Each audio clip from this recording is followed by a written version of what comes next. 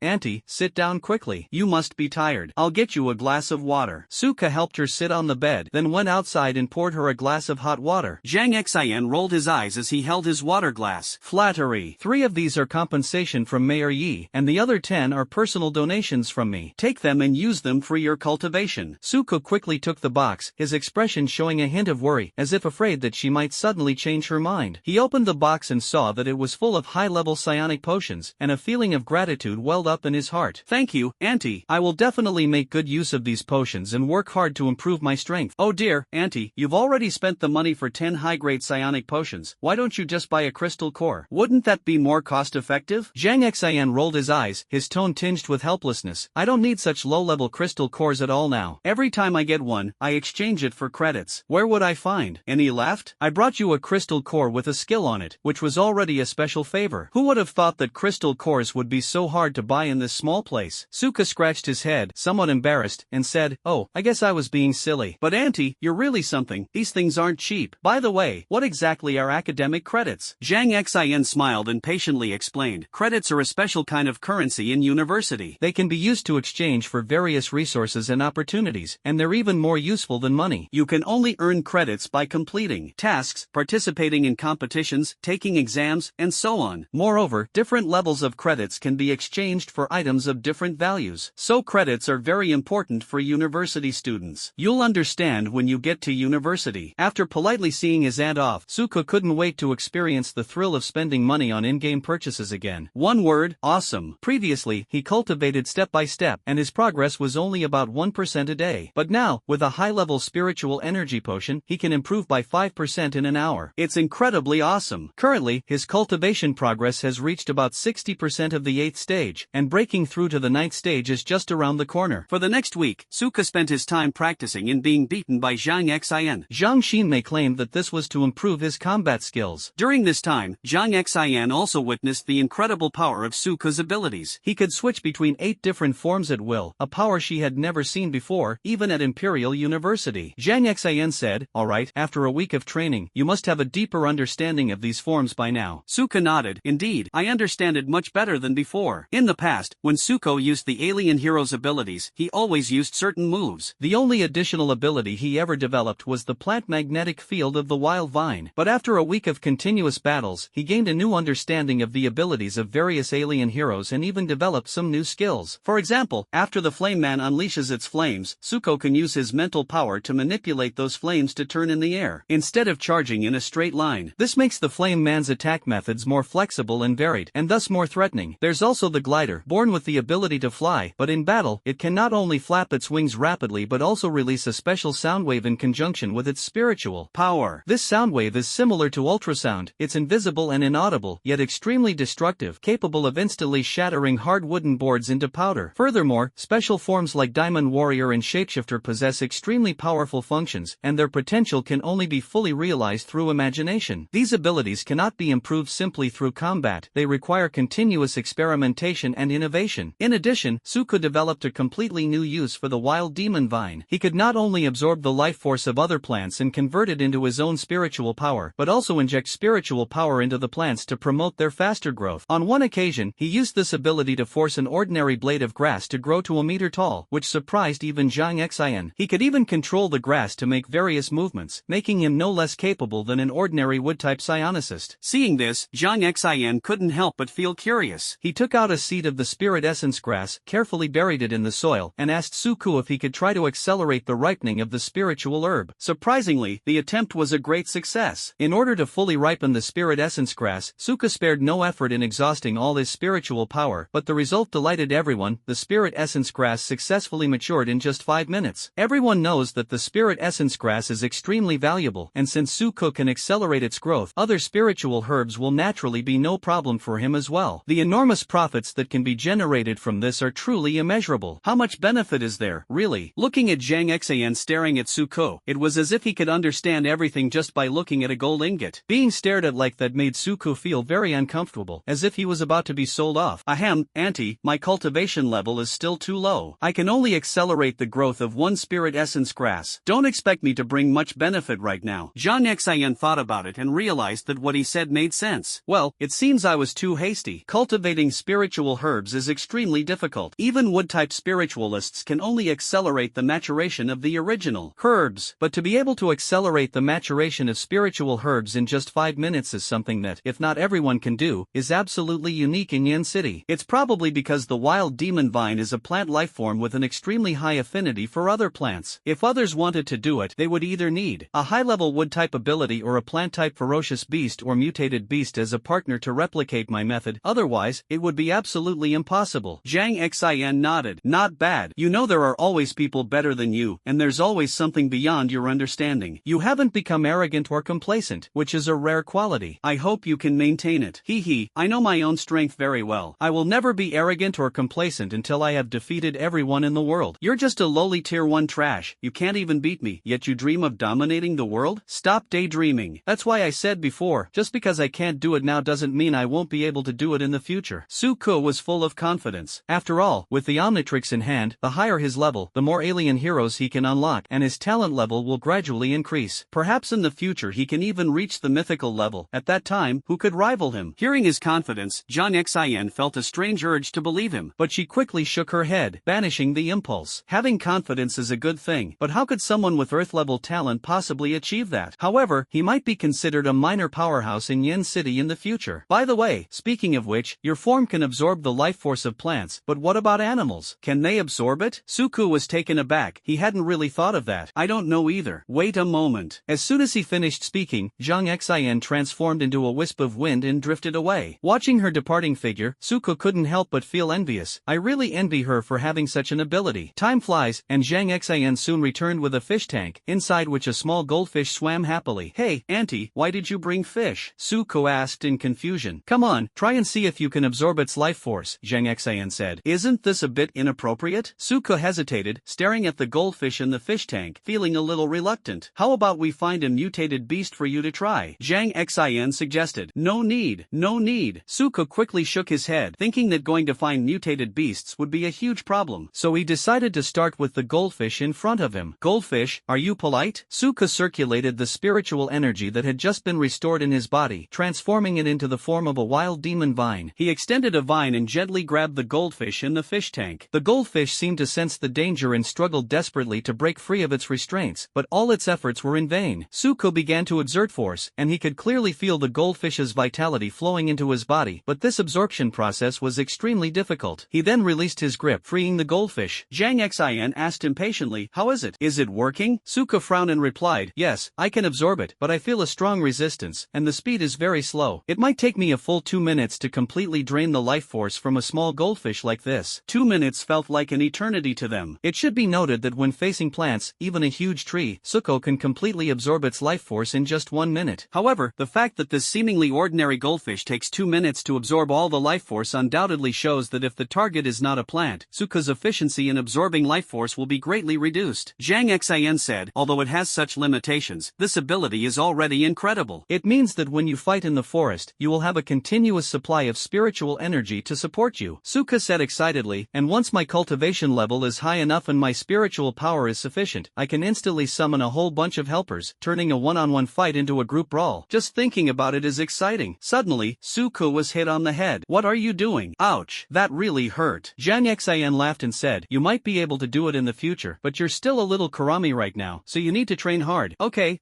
alright, it's getting late. Hurry home and start training. You should be close to the 9th dan now, right? I can break through tonight. Very good, then hurry up. I'm also very eager to see your new form. Not just you, I'm super excited too. At this moment, Suko had no more spiritual power. Zhang Xian felt that walking slowly with Suko was too slow, so he simply grabbed Suko by the neck and swiftly carried him home. After returning home, Suko swayed left and right for a while before finally standing still. Zhang Xian looked at him and laughed. Not bad, you didn't throw up this time. Suko said with a bitter face, no matter how many times I try, it's still a bit hard to get used to. After a short while, Suko finally got rid of the dizziness. Then, he drank the last bottle of potion, randomly selected an alien hero to transform into, and began his training. This time, he clearly sensed the presence of a barrier, and he knew that breaking through to the 9th level of the first rank was by no means easy. However, this is not a problem for Suko, as a large amount of spiritual energy was injected into the body. Combined with the effects of the medicine, the massive spiritual energy surged against the barrier like a torrent. After 2 hours of perseverance, the barrier finally gave way and shattered. At this point, Suko officially entered the first level, 9th stage realm. He exhaled a heavy breath and eagerly examined the new alien hero form. After turning the dial a few times, the image of a new alien hero appeared. Suko recognized who it was at a glance, and his expression immediately turned ugly. It's a ghost. In the original animation, the ghost possessed self-awareness and even once took control of the protagonist's body. The ghost originates from the Ictorians of Janyafathos in the Janu system. His DNA sample came from Ziska, the strongest lord of that race, and was an extremely perfect being. It is the only spiritual DNA sample that accidentally entered the Omnitrix. The ghostly figure was grayish-white with some gray stripes, and its purple eyes could move freely between these stripes. His appearance resembled a wisp of smoke, quite similar to the ghosts in myths and legends, as well as the ghost pet of a certain master of the Hall of Rebirth. He can make his body invisible and pass through any object, including humans. After capturing an enemy, you can also make them invisible or even stealthy, requiring the use of equipment such as thermal imaging cameras to detect their presence. He can freely possess any living being and control its actions. Understood. The grayish-white outer skin is actually a second layer of skin used to protect the ghost from sunlight and prevent it from being killed by it, but this skin also limits many of his abilities. At night, the ghost's abilities are greatly enhanced. During the day, they are much more limited, and without a second layer of skin for protection, they might even be scorched to death by the sun. The ghost has sharp claws that can easily cut through steel plates. Once his skin is peeled off, his numerous tentacles can frighten enemies, grasp objects, and are incredibly strong. phone. They can also fire powerful lasers. The ghostly figure was extremely distorted and terrifying, with its head even turned upside down. To be honest, Suko was a little scared. In the animation, Ghost accidentally entered the Omnitrix, retained his consciousness, and even escaped the Omnitrix after recovering, almost taking control of the protagonist's body. This experience became a shadow over Suko's childhood, and it really terrified him at the time. However, upon closer examination, the reason why this happened in the original story is because the consciousness and DNA of that race are linked together. Therefore, after the DNA was collected, Ziska's consciousness was trapped inside. But the situation is different now. This is Suko's own special ability, so this situation should not occur. With a mix of trepidation and excitement, Suko pressed the dial. With a flash of green light, only a grayish-white ghost remained in the spot. Suko looked at his body and, finding no signs of being controlled by his consciousness, finally breathed a sigh of relief. After confirming that there was nothing wrong with his body, Suko began to try to use the Ghost Shadow ability. Ghost's first skill is invisibility and flight, which allows him to move freely in various environments. He first walked through the wall to the outside. Using his invisibility ability, he silently approached a passerby, suddenly appearing in front of him and startling the person. The man was so frightened that he collapsed to the ground, his pants even getting soaked. I've encountered a ghost. Ah, Mom! Startled, he fled the scene as quickly as Usain Bolt, drawing stares from passersby. Sorry.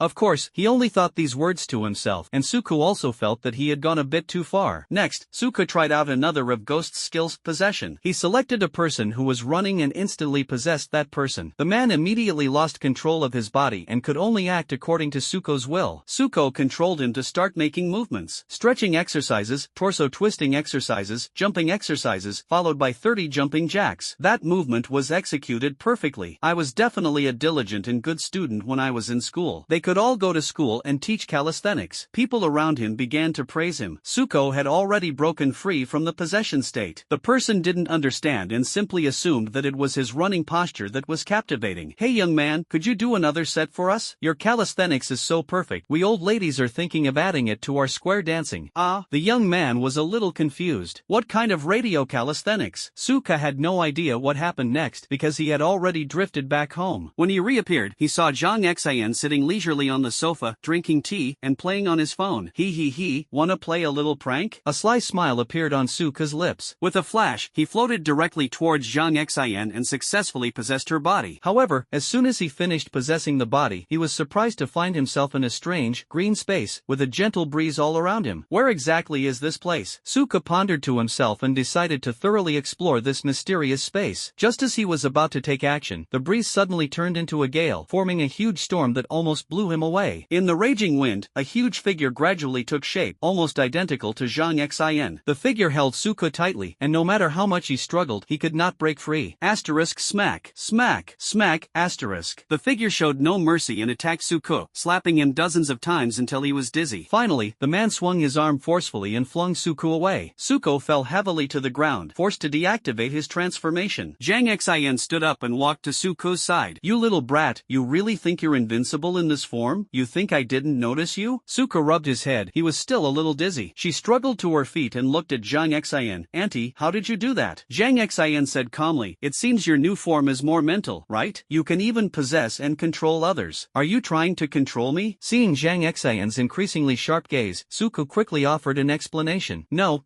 I just wanted to play a prank. I didn't expect you to find out. Zhang Xian rolled his eyes. TCH, you think you can fool me with your little tricks? Your abilities are impressive, but they're useless against someone with stronger mental strength. Suko asked in confusion, mental power? What is that? I've heard that mental psychics rely on it quite a bit. Zhang Xian explained earnestly, mental strength is another kind of power that exists within the human body, and it plays a huge role. People with strong mental strength have more agile thinking, more energy, and higher efficiency in the operation of cultivation techniques. Under the same talent, those with strong mental strength absorb spiritual energy much faster than those with weak mental strength. Suka suddenly realized, nodded, and said, oh, I see. So mental energy is used to assist in cultivation, right? Zhang Xian smiled and shook his head, replying, of course, it's not just that. Mental strength is incredibly powerful, even if you're not a psychic. As long as your mental strength is strong enough, you can manipulate objects with your mind and even kill people without them even seeing them. Those psychics who have awakened their psychic abilities must continuously strengthen their mental strength to improve their abilities. In addition, mental strength greatly helps in controlling one's abilities, allowing them to better control and utilize their powers. Suka's eyes lit up, and he said excitedly, so that's how it is. Then when I controlled the flames to turn, it was actually through mental power? Zhang Xian nodded. That's right, mental power is even more mysterious than spiritual power. Spiritual power is an external force that helps us become stronger from the outside, while mental power is a force that belongs to oneself and enhances strength from within. Suko asked curiously, then how do you cultivate mental power? Zhang Xian replied, it's too early to get involved in these things now. You need to reach at least the third level of mental strength to be qualified to cultivate. You should focus on getting into university first. Only the top 10 universities in China have mental strength cultivation methods, and the cultivation method at Imperial Capital University is the best. Suko was secretly pleased. He had gained another reason to go to Imperial University. Okay, then it seems I'll have to work even harder than before. But before that, he stared at Zhang Xian, a malicious smile on his face. Zhang Xian asked warily, what do you want to do? Suko chuckled mischievously, hee, let me play with your wind sprite. Zhang Xian frowned. What are you planning to do? It's just a small experiment, don't worry, it won't hurt her. Zhang Xian released the wind spirit with a look of suspicion. As soon as Xiao Chui appeared, it happily danced around Zhang Xian. Upon seeing Suko, Xiao Chui immediately stopped and stared at him angrily. Suko didn't care at all, and directly took out his old watch and held it out to Xiao Chui. Xiao Chui, try lying on this. Xiao Chui glanced at Suko, then at her watch, and silently turned around, her back to him. Seeing that Xiao Chui showed him no respect whatsoever, Suko smiled bitterly to himself, feeling helpless. He looked at Zhang Xian, hoping he could help persuade Xiao Chui. Zhang Xian turned his head away and ignored her, coldly saying, don't look at me. If you want her to do something, go and persuade her yourself. I won't help you. Hearing this, Suko could only sigh. It seemed Zhang Xian couldn't help. He could only bite the bullet and try to please Xiao Chui. Xiao Chui, please do me a favor, okay? Just stop on this watch for a moment. Our Xiao Chui is the prettiest and most generous, right? She definitely won't hold a grudge over such a small unpleasant thing. Makapaka, gibberish. To get Xiao Chui to agree, Suko went to great lengths, using every compliment he could think of. Heaven bears witness. At this moment, Suko was really giving it his all. His voice was almost shrill. After a long string of praises, Xiao Chui finally turned around with satisfaction and lightly lay down on his broken watch. The moment Xiao Chui touched the watch, it suddenly emitted a dazzling yellow light, like a bright pearl. The sudden light startled Xiao Chui, who quickly flew up and started screaming at Suko. Yes, I can tell that the insults were quite harsh. Suko ignored him, his eyes fixed on his watch. Zhang Xian and Xiao Chui also curiously came over. At this point, the watch face had turned yellow and was spinning continuously, as if loading something. About half a minute later, the watch finally returned to normal. Suko couldn't wait to turn on the watch and switch to the new shadow function. The image on the screen clearly shows a bird. Suko shouted excitedly, pressing the dial button impatiently. Suddenly, a flash of green light appeared, and a small, bluish-green bird that looked remarkably similar to Little Kingfisher appeared on the spot. The difference is that a mini version of the Omnitrix logo has appeared prominently on his forehead. Xiao Chui and Zhang Xian's eyes widened instantly, like mung beans and copper bells, staring incredulously at the scene before them. Zhang Xian exclaimed in surprise, my god, how does this superpower work? It can even achieve this kind of transformation? Xiao Chui chirped away, her face full of confusion, clearly bewildered by this sudden change. How come this guy's nephew suddenly looks exactly like me? Suko smiled and comforted Xiao Chui. Don't be nervous, Xiao Chui. This is just a small application of your superpower. Zhang Xian stared at him with wide eyes and asked, you can actually understand what she's saying? Xiao Chui chimed in with a questioning sound. Chirp chirp. Can you understand what I'm saying? Suko smiled smugly and replied, of course, after all, we are now of the same race and have our own language system, so I can naturally communicate with her. Zhang Xian asked curiously, wow, can you use their abilities? Suko corrected, to be precise, it's the ability of her race. As Suko flapped his wings, a gentle breeze stirred, causing the surrounding paper scraps to flutter softly. After all, this was indoors, and the space was small, so he dared not use too much force. But that's already stunning enough. Zhang Xian exclaimed, not only can I transform into a wind spirit, but I can also converse with them and even control their abilities. You know, only those who have made a contract with elemental spirits can understand their meaning and converse with them. Suko explained, being able to talk to elemental spirits doesn't mean you understand their language. Just like you can understand me because I'm using human language, the language we've always used, but if I switch to another language, you might not understand. After becoming a wind spirit, I learned their language system, so now I can freely talk to all spirits. Xiao Chui said enviously, so handsome. Suko, huh? Seeing Suko looking at her, Xiao Chui shyly covered her face with her wings and hid behind Zhang Xian. Zhang Xian looked on helplessly. It seems my little Chui is quite the looks-obsessed person. Startled, Suko quickly transformed back to his original form. He didn't want to be accidentally provoked by a bird, but I was secretly overjoyed because it meant I was quite charming. He. After indulging in a little self-admiration, Suko fell into thought again. It seems the Omnitrix DNA scanning function still exists after being transformed into my superpower, but I wonder if there are any limitations. Just as his current alien hero abilities are upgraded step by step, DNA scanning unlocking should also have certain limitations. He just hasn't realized it yet. Without giving him much time to think, Zhang Xian asked impatiently, Xiaoko, what's going on with your superpower? I can accept being able to transform into multiple forms, but Xiao Cui can turn you into a race with just a light touch? Either of these two abilities is top-notch, and putting them together is definitely not something that a low-level talent can possess. Suko whispered, no one should be able to hear us through the wall, right? Zhang Xian nodded. Don't worry, no one will be able to hear us. After she finished speaking, she raised her hand and released a spiritual energy barrier, completely blocking their voices so that not a single sound could escape. Suko explained, actually, my ability can also be considered beast transformation, but compared to others, I can transform into many more forms. Moreover, my transformation is not a simple disguise, but a change at the genetic level. He held up the small, worn-out watch and showed it to Zhang Xian. Each form is actually a set of DNA. When I use it, the corresponding DNA will replace the original genes in my body and recombine. At that time, I will completely become another species, no longer human, and will have all the abilities of that species. The wind spirit is a good example. Zhang Xian exclaimed in surprise. Gene recombination? Completely transforming into another species? That sounds a bit like evolutionism. Suka said solemnly, I swear, I have absolutely no connection with that cult. Zhang Xian said, I didn't say you had any relationship with them, but you need to be more careful in the future. After all, once those lunatics find out the true purpose of your superpower, they will definitely be eager to capture you, and may even deploy their strongest forces. Upon hearing this, Suka couldn't help but feel a little flustered. It can't be that bad, can it? He asked. Zhang Xian retorted seriously, not at all. Do you even know what their development philosophy is? Suko frowned and replied, of course I know. They see humans as inferior beings, and demonic beasts are what humans should evolve into. They are dedicated to completely transforming themselves into demonic beasts, and then, hiss. As he spoke, Suka suddenly seemed to realize something and gasped sharply. He realized that this was exactly his current state. Completely transforming his body at the genetic level into another kind of being. Wasn't this the ultimate tenet of evolutionism? Zhang Xian nodded heavily. Do you understand now? So, once those guys find out about you, they will definitely do everything they can to capture you. At that time, you will likely become their research subject. Of course, if you are lucky, they may worship you as a god. Suka smiled wryly and said, personally, I prefer the first outcome. Zhang Xian cautioned, therefore, the true function of your superpower must never be revealed to a third party. Besides us, is there anyone else who knows right now? Suko remained silent. Seeing that he didn't speak, Zhang Xian understood what was going on. Alright, then those two are reliable enough, but we absolutely cannot let a fifth person know. Suko asked, not even mom and dad? Zhang Xian recalled, do you remember how quickly the news of you wetting the bed when you were 9 years old spread throughout the whole neighborhood? Suko firmly stated, I would rather die than tell. His eyes were unusually resolute, as if he were making a vow to join the party. Zhang Xian patted him on the shoulder. Don't worry, as long as you're careful, there shouldn't be any major problems. But you also need to protect yourself, and not change your appearance too much outside, otherwise it will definitely attract the attention of those people and cause unnecessary trouble. Suko nodded to indicate that he understood. Zhang Xian continued, getting back to the main point, you just let Xiao Cui touch your watch, and as a result, her DNA was also recorded. Is this another function of your superpower? That's right, Suko replied. It can collect the DNA of some intelligent life forms and transform them after a period of scanning. But the prerequisite is that there must be a social system. A dog on the street won't work. It must be like an elemental spirit, with a complete system and its own language. That's a basic requirement. Otherwise, the little broken watch can't collect it. This is already incredible. It can now capture elemental spirits, and in the future it may be able to capture mutated beasts, or even ferocious beasts. You know, the ferocious beasts in the demon realm each have their own social system. As long as you successfully capture their DNA and transform, you will not only gain racial abilities, but also be able to perfectly infiltrate. Just in terms of survival alone, it's already maxed out. That makes sense. But I suspect this ability isn't unlimited. It's impossible for someone to collect as much as they want. There must be limitations that I don't know about. I guess it's related to the watershed moments of each stage you reach. Everyone can absorb 4 spiritual skills through crystal cores within a major stage, and you can unlock a new form every time you break through a stage. The ability to collect DNA is most likely the same as the conditions for others to absorb spiritual skills. In other words, within a major stage, you can collect a maximum of 4 sets of DNA through your special ability. Suka nodded, finding the speculation quite reasonable. Now that you mention it, it does seem to be true, but we can't verify it right now. Who says there's no way? Zhang Xin said with a smile. Suka thought to himself, it's time to learn new knowledge again. Zhang Xin explained, the reason why psionicists can absorb the spiritual techniques in the crystal core is that when we absorb spiritual energy and break through realms, it's equivalent to developing our human body to a higher level. At the same time, many slots similar to card slots will appear in our bodies. So cultivation is actually about opening holes in the body? What nonsense are you talking about? It's like putting an iron ball into a glass of water. The water will overflow. But if you make the glass bigger, the water level will naturally drop. If you want the water to overflow, you'd have to put in more iron balls. The human body is the same. Those empty spaces are what our ancestors thought were a waste, so they developed a method to fill the extra gaps with the spiritual techniques within the crystal core. After a long period of research, they finally discovered a pattern. Each watershed will create an extra empty space, which is why we can absorb the spiritual techniques within the crystal core. Suko asked, I see. How do I know if my spot is already taken? Zhang Xin replied, it's simple in some ways, and difficult in others. You definitely can't do it right now, but with my help, it will be possible. Do you know what internal vision is? Suko recalled, I'd seen it once in a while. It seemed to be a very advanced technique. Zhang Xin nodded, that's right. Through internal vision, we can see whether the void inside the body has been filled. This requires mental strength, which you can't do right now, but I can use my mental strength to assist you in checking from the outside. Suku asked worriedly, won't there be any danger? Zhang Xin laughed and said, don't worry, you won't die. Suko felt even more uncertain. Zhang Xin said irritably, stop being cheeky. Let me tell you how to check if a spirit skill slot is occupied. Zhang Xin then explained the method in detail. Knowing that this matter was important to him, Suku took a deep breath and began to meditate as Zhang Xin had instructed. He closed his eyes, regulated his breathing, and tried to calm his mind. As time passed, he gradually entered a state of deep meditation. At this moment, Suko felt as if he were in a dark space, but the surroundings were filled with strange energy fluctuations. He focused his attention and felt the changes in these energies. Suddenly, a warm power came from the outside world. It was Zhang Xion's spiritual energy. It was like a bright ray of light, piercing through the darkness and illuminating a corner deep within his heart. Following the light, Suka slowly explored the inside of his body. He discovered many tiny cavities and gaps within his body, spaces that had expanded after his cultivation level had increased, where spiritual energy could not circulate and was completely wasted. Countless streams of pure white spiritual energy flowed along the meridians, surging endlessly like water. No matter where the spiritual energy flows, the only focus is on the lower abdomen. There is a thick fog there, and the spiritual energy constantly gathers there. Could this be the Dantian? Suku recalled the fantasy novels he had read before, where spiritual energy was stored in the Dantian. He seemed to have seen similar statements while researching. Then, he looked around and found that the spiritual energy was particularly concentrated near his left arm, and the color was whiter than in other places. All the surrounding holes and gaps were filled. It seems this is my spiritual skill slot. Because I successfully utilized this area, the spiritual energy flow is more vigorous than in other places. After confirming his situation, Suko exited the internal vision state, took a deep breath, and opened his eyes. Zhang Xin was looking at him expectantly. How is it? Is it confirmed? Zhang Xin asked anxiously. Suko nodded. You're right. The wind spirit DNA skin just now did take up one of my spirit skill slots, so I only have 2 left. But the wind spirit race is powerful, so I'm not only not at a loss, but I've actually gained something. Upon hearing this, Zhang Xin smiled. She patted Suku on the shoulder and said, it seems my guess was right. In that case, you need to be more careful when you scan your DNA in the future, since the number of slots is limited, and every choice will affect your future development. Suka nodded seriously, indicating his agreement. Zhang Xin continued, wind spirits are powerful elemental spirits. Once they grow up, their strength should not be underestimated. I'll have Xiao Chui teach you how to use this power later. Suka laughed and said, I hope she won't find it annoying. Zhang Xin said, as long as you don't make her angry, don't worry. Okay, you should go and cultivate too. Just stay at home and don't wander around. I'll go out and buy you some medicine. Suka nodded heavily, then returned to his room to continue his cultivation. He muttered to himself, why do I feel like I'm being taken advantage of? Oh well, she's my aunt after all, so it can't really be considered taking advantage of me. After a while, the sound of the door opening and closing rang out, confirming that Zhang Xin had left. He secretly calculated, I still have 2 F-grade crystal cores, but I'm saving them for when I break through to the 10th stage and the 2nd tier. It would be too wasteful to use them right after breaking through to the 9th stage. My aunt said she'd buy me some potions, and there should be quite a lot. Even if I use all the high-grade potions, it will only take half a month to barely break through to the 10th stage. Reaching the 2nd tier will take a long time. Instead of dwelling on it, Suka calmed down and focused on his cultivation. As one breaks through to the 9th level, the difficulty of cultivation gradually increases. Although the speed of absorbing spiritual energy is faster, the total amount required for breakthroughs also increases, so overall, the progress is slower. As the saying goes, spiritual practice knows no time. So Suka practiced for 3 hours straight. At 5 p.m., Zhang Xian, Zhang Su, and Su Yuan returned together. Suka walked out of the room and couldn't help but sigh. 3 hours and the progress has only increased by 2%. That's too slow. Zhang Xian smiled and said, "Don't rush, see what your aunt brought you." After saying that, she raised her hand and threw a glittering stone. Suka's eyes widened. "Crystal cores. How did you buy them?" Zhang Xian said smugly, "The production of crystal cores here is extremely low, and there are no stocks at all. But there are many wild monsters. I found a group of E-level apes and wiped them all out. I was lucky enough to get one." Suka thought to himself, "We had to be careful to set traps when dealing with an F-level wolf before, and without the wild demon vine, we might fail again." So Zhang Xian simply found an entire pack and killed them all. He didn't find it cruel. After all, humans and monsters are inherently enemies. The only options are to kill them, force beast taming or summoning type psionic users to sign a contract, or artificially cultivate them to ensure 100% safety. There is no other way. Suka thought Zhang Xian was really amazing, and secretly hoped that one day he could be like her, slaughtering an entire monster clan just to give a gift to a junior. Just thinking about it was so cool. Zhang Su asked, "You must have gone through a lot of trouble to obtain this crystal core, right?" Zhang Xian laughed and said, "It's nothing. Xiaoke's abilities and talents are outstanding. I'm doing this to cultivate a top-notch expert for the future of humanity." Su Yuan, however, offered a slight blow. "Earth-level talent is indeed impressive, but it shouldn't be considered anything special in your area, right? I don't mean to discourage Xiaoke's confidence, but calling him a top-tier expert is a bit of an exaggeration." Zhang Xian said firmly, "It's not an exaggeration at all. Don't worry, once he grows up, he will definitely impress everyone." Su Yuan instructed, "Xiaoko, your aunt has so much faith in you, so you must work hard in your cultivation and not let her down." Suka said confidently, "Don't worry, I know I'll definitely break through to the 10th dan this week." He thought to himself, "What a joke. I have a crystal core. What am I if I can't break through to the 10th level? I currently have 3 crystal cores. I'll use one to break through to the 10th stage, and keep the other 2 to try and reach the 2nd stage. Perfect. However, having just broken through to the 9th level, I still need to consolidate my strength. I should save this crystal core for future breakthroughs. It would be a waste to use it too early." Zhang Xian also brought back 10 high-level psionic potions. Suko has now broken through to the 9th level, and the boost from advanced psionic potions is becoming less and less significant. At the 8th level, he could get a 5% boost, but now it's only 2%. Don't assume that advanced psionic potions are powerful just because they are diluted versions of crystal cores. Although one crystal core can be diluted into 10 vials of potion, the combined effect of the 10 vials is not as good as using one crystal core directly, because some spiritual energy is consumed during the potion making process, and because the potion is mild and contains many herbs with gentle energy, the energy in the potion is easily absorbed, but the amount is small. Overall, the effect of using 10 potions is far less than that of using one crystal core, which is a huge waste. The crystal core Zhang Xian brought was of high grade F, while the 2 he had previously been allocated were of low grade F. Don't underestimate the low level. It's a crystal core that costs 5 to get just one, and it comes with a whole bunch of high-level psionic potions. Suka had already planned ahead. He would first use the potion to cultivate slowly, and when he reached the peak of the 9th stage, he would use a low-grade F-level crystal core to break through to the 10th stage. Then he would use another one to push his progress to the 10th stage, and finally use the high-grade F-level crystal core that Zhang Xian gave him to break through directly to the 2nd stage. After making a plan in his mind, Suka began his cultivation with peace of mind. And just like that, half a month passed quietly. School starting soon. Suka walked along the road, carrying his school bag and looking dejected. How time flies, he couldn't help but sigh. Lin Ning smiled and said, "Every day is either training or cultivating, and occasionally I go on adventures. I live such a fulfilling life, so of course time flies by." Wang Zhong, who was standing next to him, nodded in agreement. "Yes, we have all made a lot of progress this summer." Then, Wang Zhong said with some regret, "What a pity. I thought I could break through to the 2nd level by the end of the summer vacation. Alas, I'm only at the 1st level, 10th dan." Suka sighed helplessly. "Me too, I'm still a little short of the 2nd tier." In fact, according to Suka's plan, he had enough resources to break through to the 2nd tier, but half a month was too short a time. Even with abundant resources, it would be difficult to break through in such a short period of time. Lin Ning said helplessly, "Hey you two, I'm only a 9th dan now, what are you complaining about? 10th dan is already pretty good, okay?" Wang Zhong chimed in, "Back then, we set a goal, but we didn't achieve it, so it's understandable that we were disappointed. By the way, Lao Ku, has Sister Xian left?" Suku replied, "Yes, she left a long time ago. Their summer vacation is only 50 days long, and they came back a month later than us. They only stayed at home for about 20 days before leaving a week ago." Lin Ning asked curiously, "You're at level 10 now, now. Have you unlocked any new forms? Suka hesitated for a moment before answering. Yes, but this form is both strong and weak. Wang Chung pressed further. What do you mean? Suku sighed. After breaking through to level 10, the unlocked alien hero is Little Warrior. To say he's weak is because he's too small, weak in both strength and speed, and in a head-on fight he'd just get crushed by the enemy. As for his strength, in the Omnitrix, he represents the most intelligent being of his race, created by Azimuth. Little Warrior is a Gavanian who looks like a frog. Although he is small and weak in combat, he is very knowledgeable about various mechanical equipment. His petite size allows him to easily enter the interior of large equipment for modification and repair. They are highly intelligent, can easily master mechanical structures, and can destroy them from the inside. Suku used his skills to repair his mother's electric car and all the household appliances, and even upgraded them, making them more powerful than before. This form should only be effective when it comes into contact with psionic weapons later, right? After all, they can only use cold weapons at most now, and they don't need combat mechanical equipment at all. Such equipment is strictly controlled and can only be accessed after entering university. Lin Ning said, that's pretty good. You know, at this stage, besides the psionicists who have awakened their superpowers, various weapons are also an important fighting force for humanity. When monsters attack the city, the firearms on the defensive base are the most critical line of defense. The country allocates a lot of funds every year to develop stronger psionic weapons. Your form can use them. If you can upgrade any weapon, you can submit it and get a lot of bonuses. Suka thought about it and felt there was some truth to it. Although the little warriors couldn't fight head-on, their strengths could make a significant contribution to the country. Seeing that the two looked listless, Lin Ning couldn't help but say, alright, new semester, new look, stop looking so down. She paused for a moment, then continued, speaking of which, as is customary, the school should hold a competition after the start of the semester, right? The top-ranked students will receive a reward, and I heard that this time the reward is crystal cores. Upon hearing this, Suko, who had been sullen because he didn't want to go to school, immediately perked up and shouted with bright eyes, crystal core. Crystal cores are precious high-level cultivation resources. Although he already has them, who would complain about having too many? Even though they have broken through to the second tier, the crystal cores still hold great appeal for everyone. Wang Zhong remained relatively calm, but he couldn't hide his excitement. He nodded in agreement, saying, that's right. Every year at the beginning of the senior year, the school holds such a competition and offers 3 crystal cores as a reward. That's quite an investment. Suka's eyes widened in surprise. You guys are so well informed? How come I didn't know anything about this? Lin Ning rolled her eyes at him helplessly. Our school's official website already announced this news. Whose fault is it if you didn't pay attention? Besides, the homeroom teacher also sent a notice in the group yesterday, reminding everyone to prepare in advance. Didn't you see it? Upon hearing this, Suka scratched his head awkwardly, secretly lamenting that he had overlooked such important information. It seems I need to pay more attention to the class group chat from now on. Usually, once summer vacation starts, there are almost no messages in the class group chat, and even if there are, they are not important. The messages in Suka's Feishin account for that class group chat have been piled up to 3 dots, but he has not opened them at all. Wang Zhong comforted him, don't worry, with your strength you don't need any special preparation. A top 3 finish is a sure thing. Suko said, no, I don't want to reveal my secret of multiple forms. I only plan to use one form in this competition. Lin Ning warned, your special ability has multiple forms and is quite unique. This means you won't be able to fully utilize this advantage. Suka said helplessly, there's nothing I can do. You all know I don't want to be targeted by those lunatics from the evolution cult. Wang Zhong asked curiously, so what form do you plan to use? Suko asked, is it possible to form teams for this competition? Lin Ning shook her head, no, it can only be one-on-one, then we'll be opponents. Suka laughed and said, then I won't tell you. Wang Zhong joked, how cunning. Suka grinned mischievously, if I draw you guys in the first match, I might be able to catch you off guard. Lin Ning smiled and said, this can also be considered a tactic. Suko asked, are weapons allowed in the competition? Lin Ning explained, yes, but you can only use the weapons issued by the school. The weapons will not be sharpened, so they are safe. You may get injured, but it won't be fatal. Suka sighed, what a pity. If we could team up, I could use the shapeshifter to help you guys and we would definitely win. Now we can only fight alone. Wang Zhong said, it's perfect timing since we haven't had a proper training session lately. Let me see what level you've reached now. Suka said playfully, don't forget to hold your chin steady when the time comes, or I won't be responsible if it dislocates. The 3 of them entered the classroom and found their usual seats. About 10 minutes later, the classroom began to bustle as more students came in and found their seats. The day before school started, the school had already hired cleaners to clean every corner of the campus, so the students didn't have to do the cleaning themselves, which made everyone feel much more relaxed. Not long after, the homeroom teacher, Zhao Gang, appeared at the classroom door on time. He walked steadily to the podium, stood still, and greeted the whole class with a smile. Dear students, the long summer summer vacation is finally over and we can gather together again to spend the rest of our study time together. Are you happy? A collective sigh rippled through the audience. Zhao Gang was slightly taken aback, then shook his head helplessly. Ahem, anyway, today is just registration day, there won't be too much to do. I'll hold a small class meeting later, and everyone can go home and rest after the meeting. Upon hearing this, the students, who had been looking gloomy, immediately became excited and cheered. Zhao Gang quickly waved for everyone to be quiet, but couldn't help but smile. Don't make a sound, be quiet. This class meeting mainly emphasizes the course arrangements for the coming year and matters related to tomorrow's opening competition. Seeing that everyone had quieted down, Zhao Gang began to explain. The next year will mainly focus on cultivation, with theory as a supplement. Various cultivation courses and practical courses will be arranged. Originally, the practical courses were mainly to teach you how to use your superpowers, but this year's college entrance examination policy has been adjusted. The fighting techniques that are usually taught in university will be taught to you earlier, so the course arrangement is also different. There will be 2 fighting techniques sessions every week. Zhao Gang smiled and said, how was it? Those 2 weeks of hard work weren't wasted, were they? No. Next, let's talk about tomorrow's opening ceremony competition. As usual, this competition will be an elimination tournament, with each person only having 1 chance. Once you lose, you'll be eliminated. Your opponent will be determined by drawing lots, just like we did during our training. You'll be matched against whoever you draw. If you're lucky, you might draw an opponent several ranks lower than you. If you're unlucky, well, you're out of luck. At this point, a student raised their hand and asked, Teacher, won't this eliminate those who should have gotten better rankings earlier? Zhao Gang replied, of course not. Although luck is part of strength, you are still young and this is your first time participating in a formal competition, so the competition system will be as fair as possible. Before the competition, we will test your current level and assign opponents according to your level. Contestants at the same level will be grouped together by drawing lots, and the winners of each group will then compete against each other to determine the top 3. There have been examples in the past of lower-level players defeating higher-level players. As long as you are willing to work hard and give it your all, you still have a chance to achieve a good ranking. What about the students in the auxiliary departments? Someone else asked. Don't worry, we haven't been idle this summer. We've already assigned combat methods based on the abilities of the support-type students. For example, Lin Ning, after applying the rock armor and defensive aura, as long as she can withstand the opponent's attacks for 10 minutes, she will win. If both of them are support type, then we'll just have a direct confrontation. Zhao Gang looked around. Did you all hear that clearly? Did you hear me clearly? Very good. During the competition, in addition to the high-level leaders of Yin City, leaders from other cities will also be present, and even admissions officers from major universities will participate. They will select their favorite students in advance. If you are chosen by them, you may even have the opportunity to be admitted to a university without taking the entrance exam. Everyone must take this seriously. Parents are also welcome to come and watch. Tickets are half price. The opening of school competition is not only an opportunity to test the results of summer training, but also a way for the school to raise funds. After all, the prizes for the top 3 are enough to make the school bleed money, and relying solely on funding from higher authorities is far from enough. Zhao Gang said, alright, class meeting is over. Students can go home now. The competition will last for 3 days, so don't be late tomorrow. Yes, okay. As everyone left, they were all nervous about tomorrow's match. Wang Chong asked, Old Ko, which form of competition are you planning to use? Suka smiled wryly. I'm not too sure either. There are too many forms, making it difficult to choose. Lin Ning teased, why do I hear a hint of Versailles in your tone? Suka said, in short, we'll see who our opponent is tomorrow, but we have to win the first game no matter what. Wang Zhong was full of confidence. Then let's all cheer each other on. I must get into the top 3 and win that crystal core. Suka calmly replied, I'll definitely reserve one first. Wang Zhong laughed and said, then let's see who has the greater skill. Suko responded, of course. After parting ways with them, Suku returned home and immediately locked himself in his room to cultivate. He even wolfed down his meals, afraid of wasting a single second. After advancing to this stage, progress became extremely difficult. 5 hours of training only resulted in a 2% improvement. I only have one crystal core left, the one my aunt gave me, but I've only made about 80% progress on the 10th stage, and there's still a long way to go. Breaking through to the second stage requires a huge amount of spiritual energy, and there's also the risk of failure. If I use that crystal core now, I'll have nothing left if I fail. It seems I must strive for a top 3 finish in this competition to get the crystal core, so I can break through to the second stage faster. Although training is important, there is a competition tomorrow, so Suka needs to be well rested and went to bed early, avoiding staying up late. The next morning, he found that his parents had also gotten up very early and were dressed neatly. Dad, Mom, what's going on? Su Yuan said, today is your match, and we don't want to miss it. We've specially asked the store for leave, and we will definitely not be absent for these 3 days. Suka jokingly responded, Aren't you afraid I'll be eliminated in the first round and embarrass you? Jiang Su laughed and said, how could that be? We've all seen how hard you've worked lately, and your parents have a lot of faith in you. Besides, even if you are eliminated, so what? At least you tried your best. Seeing how much his parents trusted him, Suko couldn't help but feel touched. Alright, then I can't let you down either. This time, I have to get a top 3 finish no matter what. Su Yuan said approvingly, well done. You're worthy of being my son, you have ambition. The family went to school together, but since they didn't have a car, they had to take a taxi. While I was sitting there, the car suddenly stopped. Suko peeked out and, oh dear, there was a huge traffic jam. What happened? He asked. The taxi driver said helplessly, today is the big competition day for all the major psionic high schools. Many parents have come with their children. Every year at this time, the roads are always congested. Su Yuan laughed and said, our family doesn't own a car, so traffic jams have nothing to do with us. It's normal that you don't understand. Suka suggested, we're not far from the school, why don't we get off the bus and walk there, and warm up before the game? Jiang Su nodded, that's the only way. Su Yuan handed the taxi fare to the driver. The driver wished his son the best of luck, saying, I hope your son wins first place. Thank you. Su Yuan was overjoyed. After all, who doesn't like to hear kind words? The three walked along the road. Jiang Su said, your uncles and the others are also coming to watch your match. They're already on their way. Su Ku was somewhat surprised. They're coming too? Where's Zhang Peng? Won't he feel resentful? Zhang Zhanpeng is his cousin, who is 1 year younger than him. He is a senior in high school at Lingning No. 2 Middle School, and the two have a good relationship. Jiang Su replied, I must have asked him for leave. There aren't many classes in the first few days of school, so it won't be a problem. Suko said, oh, that's fine, but non-immediate family members don't get the half-price ticket discount. Jiang Su laughed and said, never mind if we don't have it, we're not short of money. A while ago, before Zhang Xian left, his uncle and maternal grandparents came to visit. Suko and Zhang Zhanpeng hadn't seen each other for a while, and they had a lot of fun when they met. They even performed the fireman fireworks show on the spot. The only form he currently reveals to his parents is that of a fireman. Therefore, he decided to continue using the flame man form in this competition. He won't switch easily unless absolutely necessary. Suko set a mental target for himself. He could only use a maximum of 3 alien heroes, and he absolutely could not exceed that, because he learned from Zhang Xian that there was someone in the school who could transform into multiple forms, but at most 4, and that person was already at the 4th level, with a talent level that was even legendary. So Suka set a limit of 3 for himself, which is exactly 1 less than that person, so it shouldn't attract too much attention. Soon after, the family arrived at the school. The competition will not be held at the school. This time, it's just a lottery. After the lottery, the students will be assigned to the official arena, which has a larger space. Otherwise, with so many people, it would be impossible to finish the competition in 3 days. Mom and Dad, you go ahead, I'll be there shortly. After watching his parents leave, Suku also entered the school. The homeroom teacher said to go directly to the playground and find the designated area for our class to assemble. I waited for about half an hour. This time there was no long speech, just a few simple words of encouragement, and once everyone was present, the level test began. The school has set up 10 level testing machines, which can complete the test in 3 seconds. Blue Ice Spin, Stage 2, Level 1, the broadcast announced. A commotion immediately erupted below. Suku and the other two were all surprised. Could the other party have such abundant resources? They were still a little short, but she had already reached the 2nd tier. Indeed, the foundation of the number 1 family should not be underestimated. However, Suku and his friends were not afraid. After all, they had not focused on cultivation during the summer vacation, but spent more time fighting and improving their combat skills. It was only natural that their cultivation level was lower than others. Even if Lan Bingxuan's family had someone specifically teaching her martial arts, she certainly hadn't experienced real life or death battles. But they had ventured into underground arenas and the wilderness. Even if their skill levels weren't high, they wouldn't necessarily lose. However, to be honest, if they hadn't been lucky enough to obtain a star vine that time, they might not have even reached the 9th level now. Zhang Fan, 1st rank, 6th Dan. Li Gua, 1st rank, 3rd stage. Some were excited, while others were disappointed. The gap in talent is like an insurmountable chasm. They have no background and lack resources, so they cannot change this fact. More and more people went up on stage to get tested. Lin Ning, 1st rank, 9th stage. Wang Zhong, 1st rank, 10th stage. Suko, 1st rank, 10th stage. The first two are understandable. But Suko was once considered by everyone to have no talent rating, so how could he have made such a rapid advancement to the 10th level of the 1st tier? Could this person have taken some kind of banned drug? That's possible, otherwise how could his cultivation level have improved so rapidly? Could it be that Lin Ning and Wang Zhong gave him resources? Don't joke around. If they really had that many resources, they would have broken through to the 2nd tier long ago. You know, their talents are Earth level and excellent level. How many resources would it take to get someone without a rank to reach the same level as them? The discussion below the stage grew increasingly increasingly heated, and the principal quickly stepped forward to clarify. Classmates, I know you have questions, but Suku has indeed not taken any banned substances. Actually, when he awakened his talent, the level was detected incorrectly. His actual talent was Earth level. We have already corrected the records. His current level is entirely due to his own efforts. Please do not spread rumors. Thank you. After the principal explained, the students in the audience gradually calmed down. However, I can't help but feel a little regretful. Why wasn't it me? Soon, everyone had finished their tests. Next is the lottery. There are 327 students in their entire grade. 163 groups were drawn, and one student was left out. Unfortunately, Suku did not get a bye. He drew number 108. After everyone had drawn their lots, the school took them to the Yen City Martial Arts Arena by bus. 20 arenas have been specially set aside today for use by Lingning No. 1 Middle School for their competition. Other schools also have competitions, but each school only has 10, so the difference is obvious. Of the 20 arenas, Suku got number 108, which means he started the match in the 6th wave. Of course, this is not absolute, since the pace of the finals is different for positive and negative matches, and the next match can start immediately after the previous one ends. To be honest, it was impossible for Suku not to be nervous. Just like a few days before every monthly exam and mock exam, my legs were shaking a little. He took a deep breath, circled the platform, and finally spotted his parents. His uncle was sitting nearby and saw him waving at him. Suku waved back, responding while secretly rubbing his hands together, ready to show off his skills. Don't worry, everyone, the protagonist's various forms will soon be revealed one after another. Time ticked by, and the competition finally began. The scene was unusually quiet, everyone intently focused on the competition area. Suku was no exception, his eyes sharp as he watched each competitor closely, afraid of missing any detail. He knew that the winner was likely to be his greatest rival in the future. This competition broadened Suku's horizons, allowing him to truly experience the diversity and wonder of superpowers. The last time he saw them was in the underground arena. Some contestants can breathe fire, some can breathe water, some are good at manipulating soil, and some can even summon lightning. Wang Zhangze was particularly interested in the duel between the two power-type awakened individuals, staring at them intently without blinking. Lin Ning, on the other hand, appeared more focused and professional. In addition to watching the game, she would occasionally pick up a pen to take notes on key points, looking every bit like a top student. During this process, Suku also noticed that the school had made special arrangements for the support players. When a healing-type psionicist appeared, the school prepared a special shield for her. As long as she infuses the shield with the healing effect of her special ability, the shield will automatically and continuously repair itself, resisting the opponent's attacks. If she can last for 10 minutes, she will win the match. This ingenious arrangement fully demonstrates the school's emphasis on different types of gifted individuals and its scientific planning. Wang Zhong drew number 34, and it wasn't long before it was his turn to play. Wang Zhong shouted, "I'm off." His opponent was a light elemental psionicist, a combat-type user. His talent allowed him to unleash intense light to disrupt the enemy's vision, and his skills could also emit scorching heat, dealing area of effect damage. In the future, as his level increased, he could even roast a large group of enemies. Unfortunately, he was currently only a Tier 1, Stage 7 Karami. The draw is based on skill level. Players at each level will be matched with opponents of the same level. For example, Wang Zhong is at the first level, 10th Dan, so he will be matched with opponents at the first level, 7th Dan or higher. Only at the very end will the contests between different stages take place. Relying on his superior cultivation level, Wang Zhong withstood the scorching heat of the opponent's light and knocked him off the stage. Soon, it was Lin Ning's turn to take the stage. She stacked 2 buffs on herself. According to the rules, she would win if she could survive for 10 minutes without being knocked down. But in less than 10 minutes, she used her superb fighting skills to knock her opponent off the stage, eliciting gasps of surprise. With lunchtime fast approaching, it was finally Suku's turn to appear. He was stunned when he saw his opponent as soon as he stepped onto the stage. Dengixia, something's not right, is it? Following the typical novel formula, such formidable adversaries are usually introduced at the end, culminating in a climactic showdown with the protagonist. The protagonist, slightly inferior in power level, is initially at a disadvantage, but ultimately unleashes a stunning comeback, delivering a breathtaking reversal for the audience. Why is this one appearing in the very first match? This is reality. After all, there's nothing to agonize over. After she took the stage, the two stood facing each other, wearing a blue dress, with a cool and aloof expression. The rest is up to your imagination. Suka had to admit that she was indeed a true campus beauty, and undeniably beautiful. But unfortunately, good looks couldn't be used as a resource, so he would show no mercy. Women will only slow down my cultivation speed. Lan Bingxian said, to be honest, I'm quite surprised. I shouldn't remember someone like you, but your unprecedented lack of rank back then really shocked me. I thought your cultivation path would come to a standstill, but I didn't expect such a reversal. Suka Suka laughed and said, there are many unexpected twists and turns in this world. Lan Bingxian continued, although your ability manifests as a watch, it's actually a fire attribute beast transformation, right? Suka nodded, yes, what's there to hide? He's already said it outright. Besides, his parents already knew about it, and given their personalities, they're bound to brag about it to others. It wouldn't be difficult for anyone to find out. Lan Bingxian calmly said, ice and fire are mutually exclusive, but unfortunately my cultivation level is higher than yours. But don't worry, I won't go all out. After all, you are a genius, so let's consider it mutual respect. Suka said somewhat embarrassedly, I'm sorry. Lan Bingxian looked puzzled. What do you mean by that? Suka said with a hint of shyness, because I heard that your big family is usually quite domineering. With your level, it would have been a sure thing for you to win first place, but you just happened to meet me in the first round, so I'm afraid your competition will end here. So after I beat you, could you tell your family not to come after me for revenge? I'm a little scared. This is called nipping trouble in the bud, giving advance notice to avoid suffering later. Lan Bingxian paused, a slight twitch flashing across her usually cool face, as if she had been shocked by something. But she quickly regained her composure, her tone tinged with helplessness. Don't worry, losing to you is simply because I'm not as skilled. No one will retaliate against you. Besides, my family isn't short of resources. Her eyes were filled with reassurance as she finished speaking. Upon hearing this, Suko finally felt relieved and smiled in response. That's good. After all, for Suko, this match was just an ordinary battle, and it would be a loss to cause trouble because of it. Actually, at that moment, the loudspeaker next to the ring broadcast their conversation, immediately sparking heated discussion among the surrounding audience. Well, this little guy, he's actually quite capable. In the VIP section in the distance sat various leaders and family heads. Wang Fu turned to look at Lan Guang beside him and asked with a smile, Brother Lan, you're not planning to get revenge on that kid, are you? Lan Guang smiled slightly and replied, as the head of a large family, I wouldn't stoop to arguing with a junior. Besides, my daughter has already said so. If I were to actually have any ideas, wouldn't I be humiliating myself? His words revealed tolerance and magnanimity, as well as the composure of a family head. Wang Fu laughed heartily after hearing this and patted Lan Guang on the shoulder.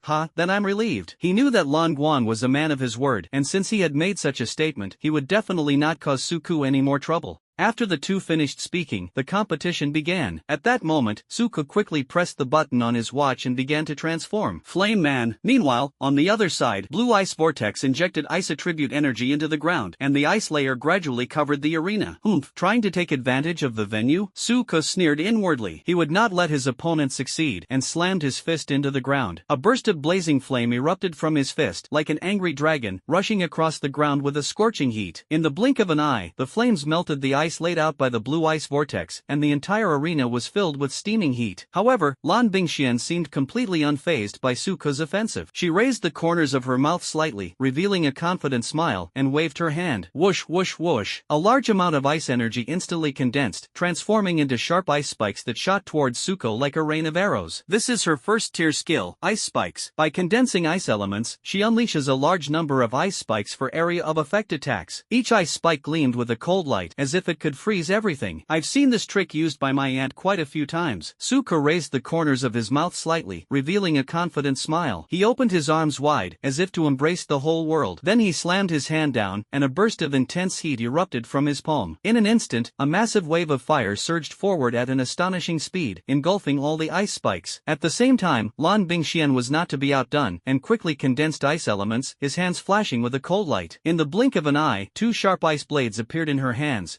exuding a chilling aura. Clearly, she was prepared to engage in close combat with Suko. Blue Ice Vortex possesses the talent of solid ice, which can increase the hardness of ice elemental creations by 40%. This makes her ice blade incredibly hard, strong enough to cut through steel. Facing Suko's fiery offensive, she showed no fear, her eyes shining with determination. Seeing this, Suko did not hesitate to transform his hands into two burning flames, forming blazing fire blades. After saying that, he left without looking back. The fire blades and ice blades faced off, exuding a suffocating sense of oppression. The two charged at each other simultaneously, their ice blades and fire blades tracing elegant arcs as they collided, producing crisp, resounding impacts. Sparks flew everywhere, ice and fire mingled, creating a spectacular scene. The stalemate lasted less than 10 seconds before Suka suddenly exerted his strength, slashing Lan Bingxian back several steps. Lan Bingxian steadied herself and nimbly performed a backflip, creating distance between herself and Suku. Although Lan Bingxian has successfully broken through to the second tier, he is still a mage and his body is relatively fragile. In contrast, Tsuko transforms into a fire-breathing human, possessing immense physical strength. According to the setting, he is an alien made of rock and fire, with physical abilities far beyond those of ordinary people. If Lan Bingxian were to clash head-on with him, she would naturally find it difficult to gain the upper hand. Although she created some distance, Tsuko would not give him a chance to catch his breath, and suddenly opened his mouth and spewed out a blazing flame. The flames seemed to proclaim, "Such hot breath." Blue Ice Whirl's right hand shone with blue light, and a solid ice wall immediately rose from the ground, blocking the flames. Judging from the energy intensity, it's not even at the second level yet. It must be a spiritual skill obtained from absorbing a crystal core, Tsuko thought to himself. Given her family background, it would be strange if she didn't possess such spiritual skills. The ice wall looked exceptionally solid, and Tsuko certainly wasn't foolish enough to waste his precious spiritual energy trying to force his way through. A flash of inspiration struck him, and he quickly mobilized the fire element within his body, releasing it downwards. Instantly, he seemed to be lifted up by a ball of blazing flame, soaring into the sky like a rocket. He then skillfully bypassed the ice wall, leaped over it, and plummeted straight down. Upon landing, the powerful impact ignited a raging inferno, creating a surging wave of fire. Blue Ice Vortex also demonstrated amazing adaptability. She quickly infused ice elements into the ground, creating a smooth ice rink, and used her skating skills to dart to the side at lightning speed. Despite his quick reaction, he was still unable to completely avoid the impact of the huge wave of fire, and was thrown to the ground, rolling several times. But she quickly adjusted her posture and stood up steadily with astonishing speed. She looked at the charred hair and said with a hint of anger, "Don't you know how precious a girl's hair is?" Tsuko replied nonchalantly, "You can cut it off. Your hair will grow back eventually anyway." After saying that, he transformed the flame in his left hand into a pair of scissors and made a few snips in the air. "Do you want me to do it for you?"